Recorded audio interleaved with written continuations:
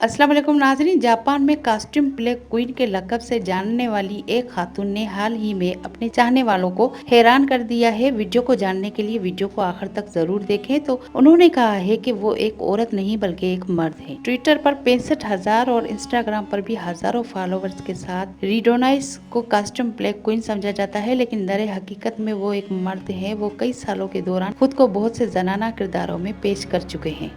उनके चाहने वालों का मुंह उस वक्त हैरत से खुला रह गया जब उन्होंने बताया कि वो खातून नहीं बल्कि मर्द है। अपने राज से पर्दा उठाने से उनका मकसद लोगों को बताना था कि वो इंटरनेट पर दिखाई देने वाली किसी चीज़ पे भी भरोसा ना करें। नाजरीन, आपको ये वीडियो कैसी लगी? मेरी वीडियो, मेरी आवाज़ आपको पसंद हो तो लाइक करें, कमेंट करें। अगर आपने अभी तक मेरे चैनल नॉर्मा टीवी को सब्सक्राइब नहीं किया तो अभी सब्सक्रिप्शन का बटन दबा के सब्सक्राइब कर लें और उसके साथ ही दिए गए बेल आइकन को ज़रूर प्रेस करें ताकि मेरी आने वाली हर नई वीडियो का आपको नोटिफिकेशन मिल सके। इसके साथ ही आपसे इजाज़त चाहती हूँ। अल्लाह हाफिज़, फ़ी अमानुल्लाह।